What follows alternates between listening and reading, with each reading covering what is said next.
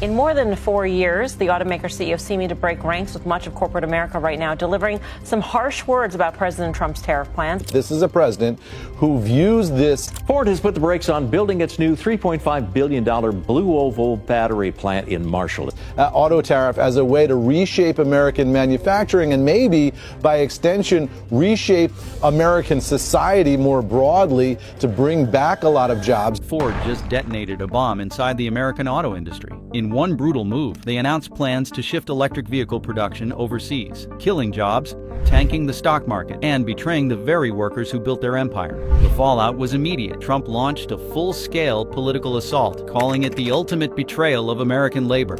Now the U.S. economy teeters on a knife's edge. What was supposed to be a strategic business decision has spiraled into a $302 billion economic firestorm. Will Ford survive the political backlash? Will Trump unleash full retaliation? Or has the U.S. just lost control of its own auto industry?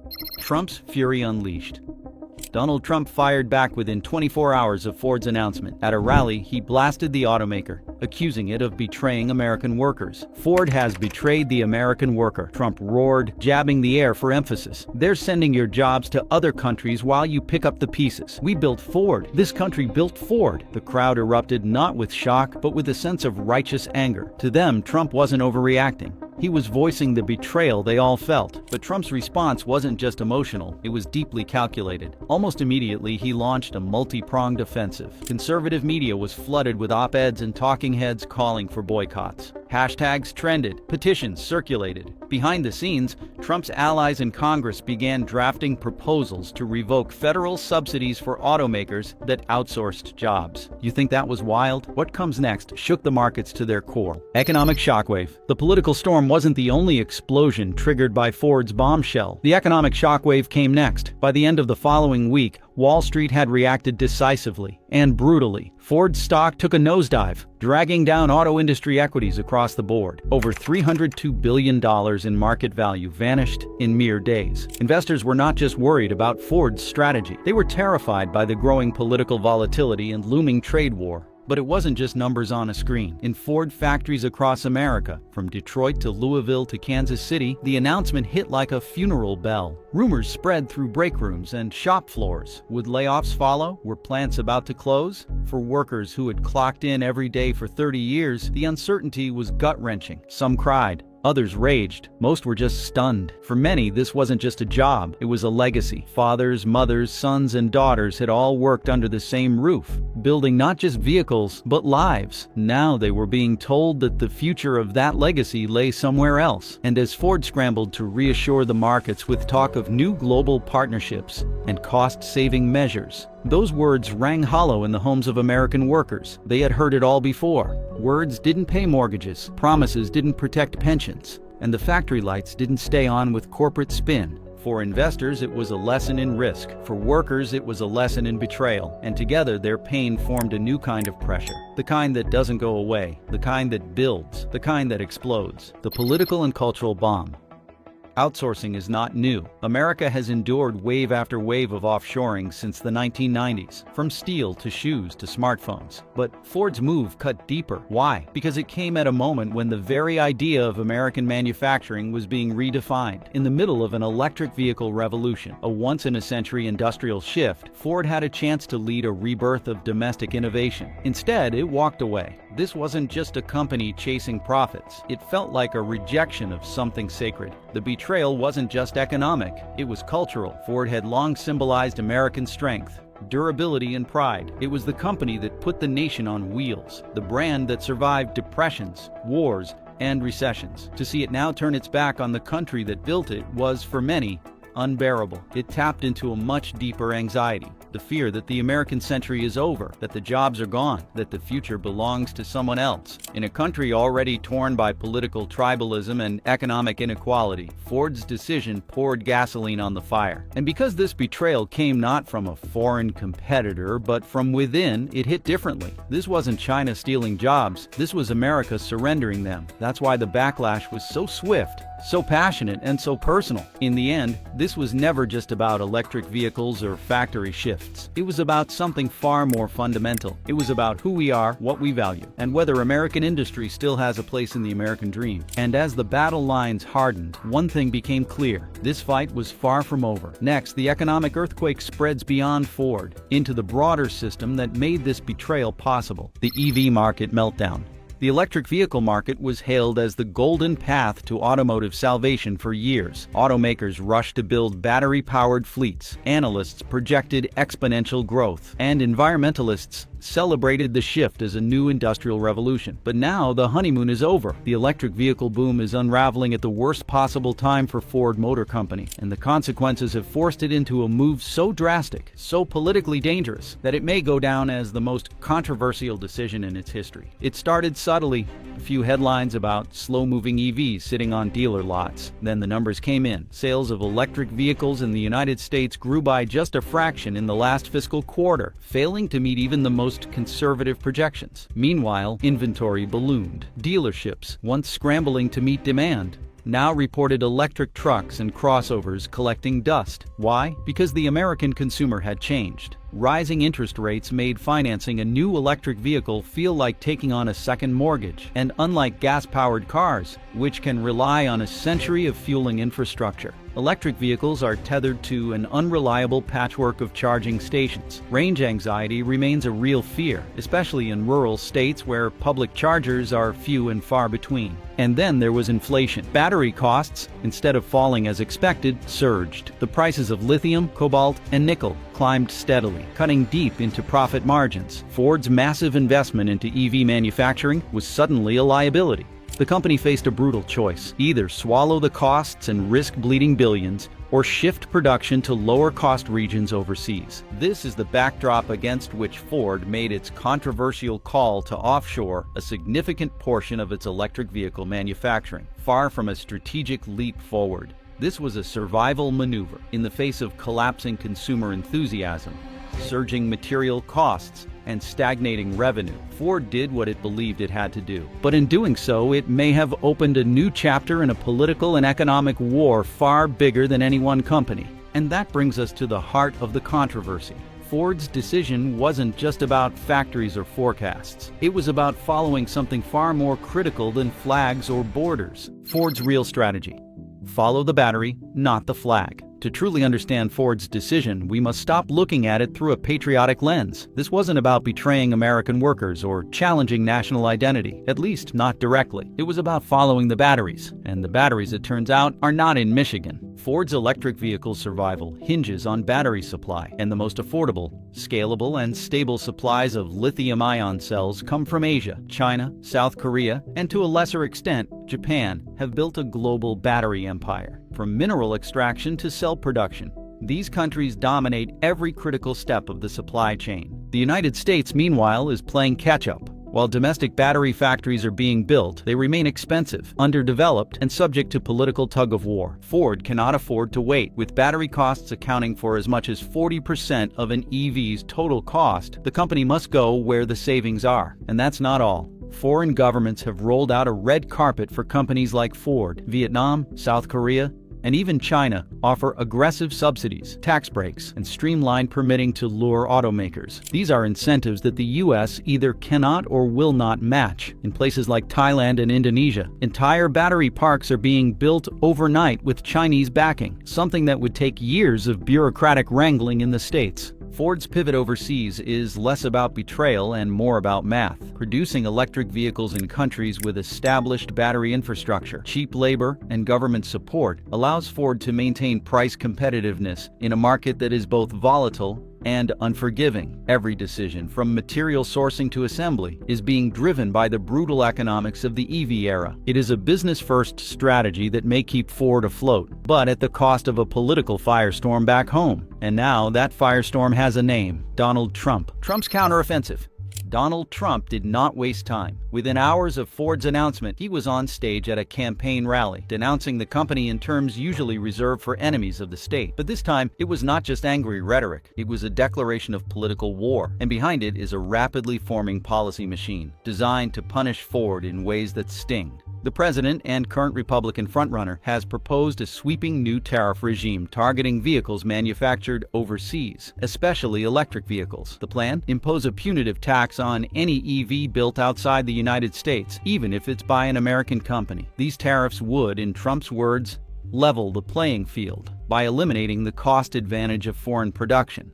But that's just the beginning. Trump allies in Congress are drafting proposals to revoke federal tax credits for electric vehicles that do not meet strict domestic manufacturing thresholds. These credits, worth up to $7,500 per vehicle, are a cornerstone of the EV market's growth strategy. If they disappear for Ford products, it could crush demand and drive buyers into the arms of competitors. Behind the scenes, Trump-affiliated political action committees are reportedly pressuring lawmakers and governors in swing states to oppose any new Ford factory developments unless the company pledges to build on U.S. soil. This strategy, combining federal leverage with grassroots mobilization, is a powerful weapon. It turns Ford's political liabilities into local electoral flashpoints. But this isn't just about Trump, it's about the alliances forming beneath him. Labor unions, political factions, and voter blocs are coalescing around a common enemy. And that brings us to the next front in this escalating war. Because while Trump is fighting Ford in Washington, someone else is preparing to strike in Detroit. Labor's revenge. Ford may have calculated the political fallout of moving EV production overseas, but it vastly underestimated the wrath of the United Auto Workers. Less than 1 year after winning record-breaking labor contracts through strategic strikes, the UAW now finds itself staring down what it sees as a betrayal in broad daylight. The union spent months negotiating higher wages, job security, and electric vehicle transition guarantees with Ford executives. Now, with Ford shifting a major portion of that production to Asia, union leaders feel the rug has been pulled out from under them. Their message is clear. If Ford thinks it can sidestep American labor, it has another thing coming. Talks of renewed strikes are already underway. The union is considering walkouts at key domestic facilities, including battery assembly plants and EV-related R&D centers. These strikes would not only damage Ford's already fragile supply chain, but also cripple its ability to pivot back to American production if political pressure mounts. The UAW is not alone. It has started rallying other unions to the cause, including the Teamsters and various aerospace and manufacturing workers groups. A coordinated labor movement targeting Ford could create a public relations nightmare, especially as the company tries to sell itself as both forward-thinking and worker-friendly. The union is also making moves on Capitol Hill. UAW leaders are lobbying pro-labor members of Congress to introduce legislation that penalizes automakers who offshore EV production after receiving federal subsidies. Their argument is simple: taxpayer money should not fund corporate outsourcing. This is not just about contracts or wages anymore. For the UAW, this is existential. The union sees electric vehicles as the future of the American auto industry. If those vehicles are built overseas, the entire labor foundation collapses. In short, Ford has backed itself into a corner. It is now being squeezed from both ends, the political right by Trump and the labor left by the UAW. It gambled on global economics and got caught in a domestic war. And as both sides prepare to escalate, the economic aftershocks are just beginning to hit the rest of the auto industry. Ford's brand is under siege.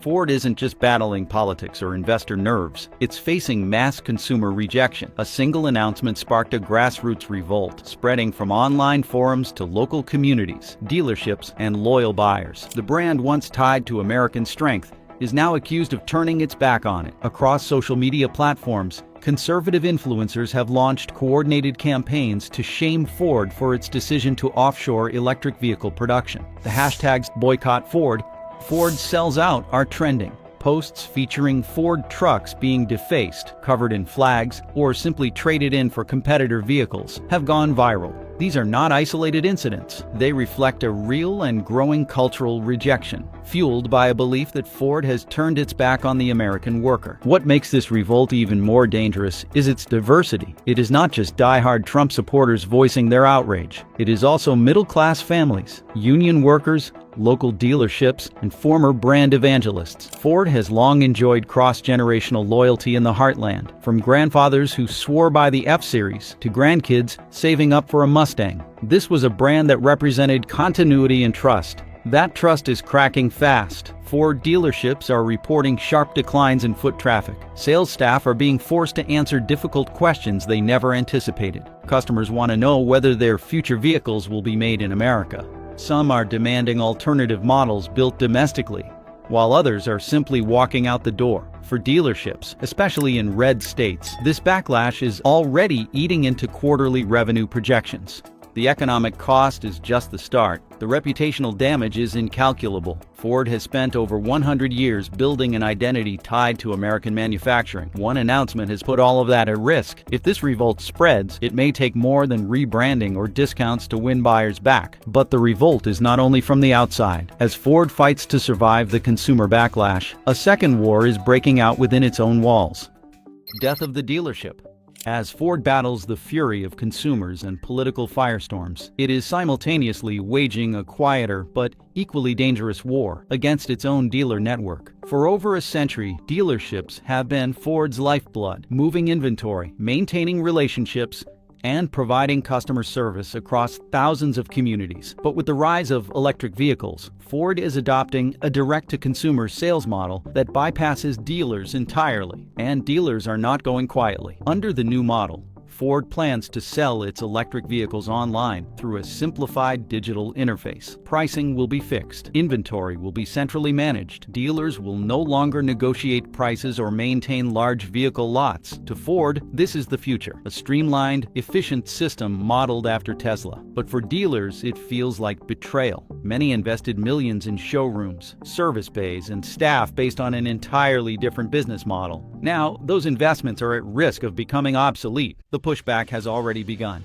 Lawsuits have been filed in multiple states, challenging Ford's right to implement the new sales system without violating franchise agreements. Lobbyists are working overtime to pass legislation in state capitals that would block or limit direct-to-consumer vehicle sales. This battle is not theoretical. In states like Texas, Florida, and Missouri, the legal fights are heating up. Ford's leadership argues that the market is changing and that the company must adapt to survive. But this logic does little to comfort the thousands of small business owners who make up Ford's dealership network. They see a future where they are cut out of the picture entirely, turned from partners into logistics centers, or worse, eliminated altogether. This internal conflict adds yet another layer to Ford's crisis. It is not just fighting the federal government or angry consumers. It is fighting the very institutions that helped make it a global powerhouse. And as these battles intensify, the comparison to past industry failures grows harder to ignore. Ghosts of Pontiac and Saturn. Anyone who has followed the history of the American auto industry knows what happens when companies misjudge the market, alienate their customers, and lose the support of their stakeholders. The ghosts of Pontiac and Saturn still haunt General Motors. Once celebrated brands, they were sacrificed during the economic collapse of 2008, not because they lacked quality, but because the market lost confidence in their relevance and viability. Pontiac was once a cultural icon, known for its muscle cars and brash identity. Saturn, on the other hand, was marketed as a new kind of car company, one that offered simplicity, innovation, and consumer-friendly pricing. Yet, when General Motors faced financial turmoil, both brands were axed. Dealerships were shuttered. Inventory was liquidated. Consumer confidence collapsed. The causes were complex: economic recession, poor corporate strategy, shifting consumer preferences.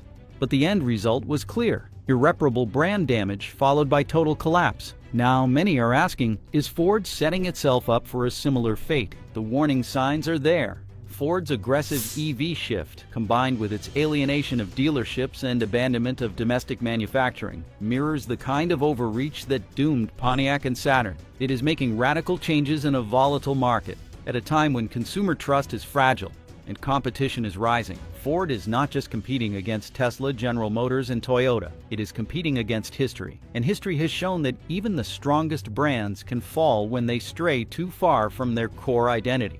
If Ford loses its brand loyalty, its dealer support, and its American-made image all at once, it may not have a second chance. But Ford's challenges are not just domestic. As the company moves EV production overseas, a larger strategic question is emerging. Who will control the future of electric vehicles? The manufacturing surrender. Ford's decision to offshore electric vehicle production is not just about saving money. It is about a long-term structural shift that may change the balance of power in the global automotive industry.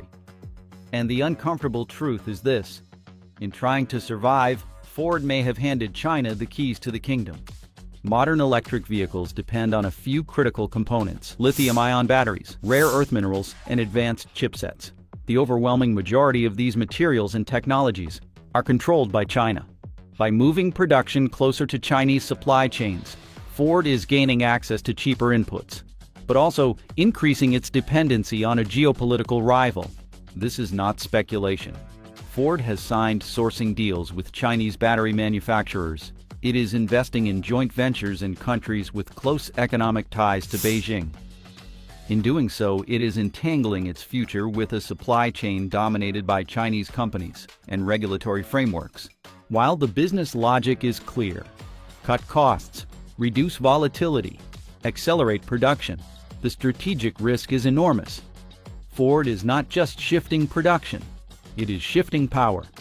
And as China expands its EV manufacturing capacity and asserts greater control over global battery markets, Ford may find itself boxed in. In the long run, this could mean American automakers are no longer masters of their own supply chains. They could become second-tier players in an industry increasingly dictated by Chinese policy, pricing, and priorities. The stakes are bigger than Ford. This is about whether the United States will continue to play a leading role in the automotive world, or whether that role has already been forfeited. And as the fallout spreads, foreign automakers and foreign governments are watching closely, because they may be next in line to capitalize on the chaos Ford has left behind. The EU strikes back.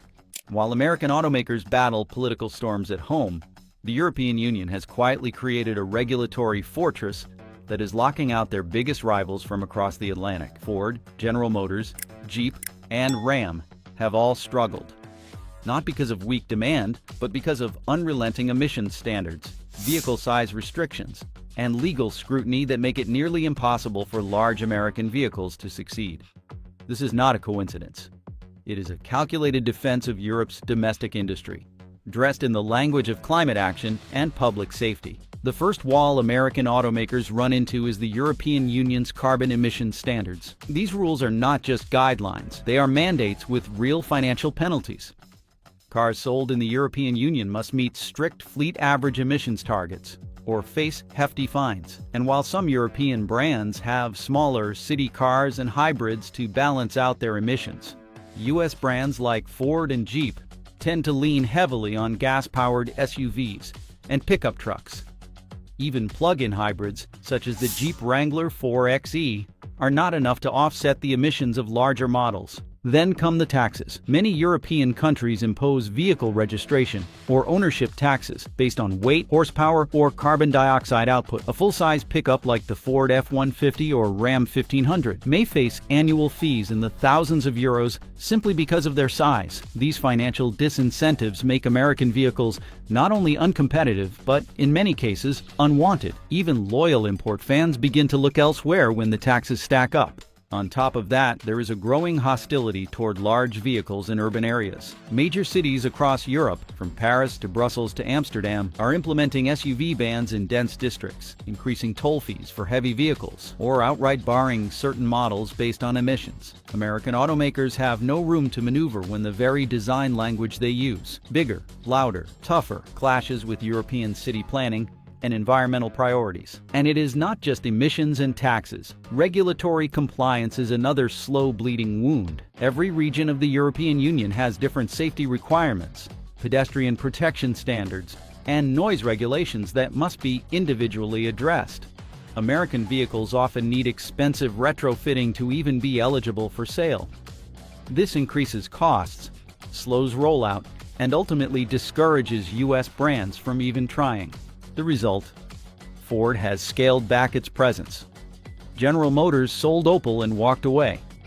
Jeep and Ram continue to try, but they do so with niche models and minimal success.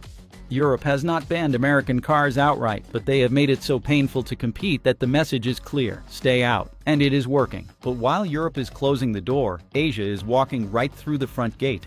Asia's advantage, as American automakers stagger through global crises. Japan and South Korea are operating on a completely different level. Toyota, Honda, Hyundai, and Kia have not only survived the transition to electrification and globalization, they have thrived. These companies have struck a balance that U.S. manufacturers have failed to master, being global businesses that still feel local in every market. The secret? Flexibility and foresight.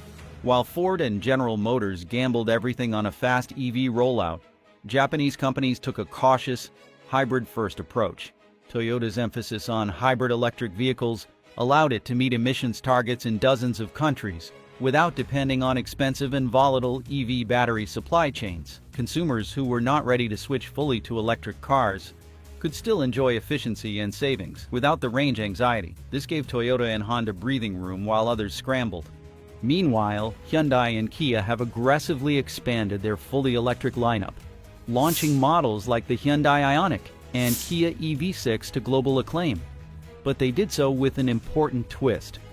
They invested in U.S. manufacturing at the same time. By building massive new plants in states like Georgia and Alabama, South Korean automakers positioned themselves as allies to American workers, even as they benefited from free trade and lower global supply costs.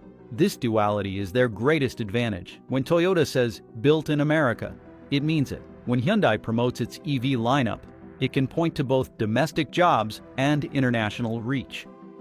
American buyers are drawn to that patriotic appeal. Foreign regulators are reassured by their compliance, and investors see companies that avoided both the political volatility of Trump-era tariffs and the labor unrest facing Detroit. Japan and South Korea also enjoy more stable supply chains and closer coordination with their governments. Strategic public investment in battery research, semiconductor manufacturing, and export logistics gives them a structural edge that U.S. automakers simply cannot replicate without political chaos.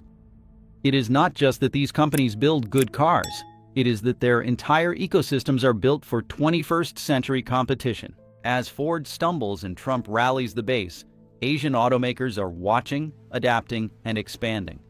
And they are doing it without making enemies at home or abroad. But there is another player in this story who is not playing fair at all: China's endgame. While politicians in Washington talk tough on China, Beijing is playing a much longer, more calculated game. And it is winning. Chinese electric vehicle manufacturers have discovered the ultimate loophole: build their factories not in China, but in Mexico, and use the US-Mexico-Canada agreement to gain access to the American market without facing the steep tariffs or import restrictions. This is not a theory. It is already happening. Companies like BYD, NIO, and even smaller brands like XPeng are quietly setting up shop south of the border.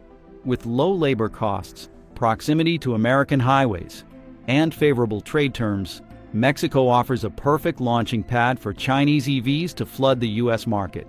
The vehicles are assembled in Mexico, meet regional content requirements, and then enter American showrooms with price tags U.S. automakers cannot match. Even more alarming, Chinese automakers have technological advantages that American companies are still trying to catch up with. BYD, for example, has its own battery production, vertical integration from raw materials to final assembly, and state support that shields it from market volatility. By building in Mexico, it removes the last major barrier to competing directly with Ford, Tesla, and General Motors on American soil. Ford may be shifting production overseas, but China is shifting entire supply chains to America's doorstep. And if U.S. policy does not change, the result will be devastating. American factories will be undercut. Dealerships will face a flood of cheaper competition, and consumers, enticed by low-cost, high-tech options, will be hard-pressed to say no. While Trump talks tariffs and Ford tries damage control, China is making its quiet move, a move that could redefine the entire North American auto economy. The back door is open, and they are walking through it. But this is not just about China or the European Union or even Asia. It is about a global industry that is moving on without America. The world versus America. The battle over Ford's EV production decision is not an isolated story. It is a symptom of a much larger crisis. The growing divide between how the world builds cars and how the United States clings to its past. As globalization accelerates, American automakers are trapped in a political, cultural, and economic bind that may prove impossible to escape. Global car manufacturers are adapting faster, investing smarter, and expanding more aggressively. Meanwhile, the United States is locked in ideological warfare. On one side, the push for electric vehicles, global supply chains, and international trade.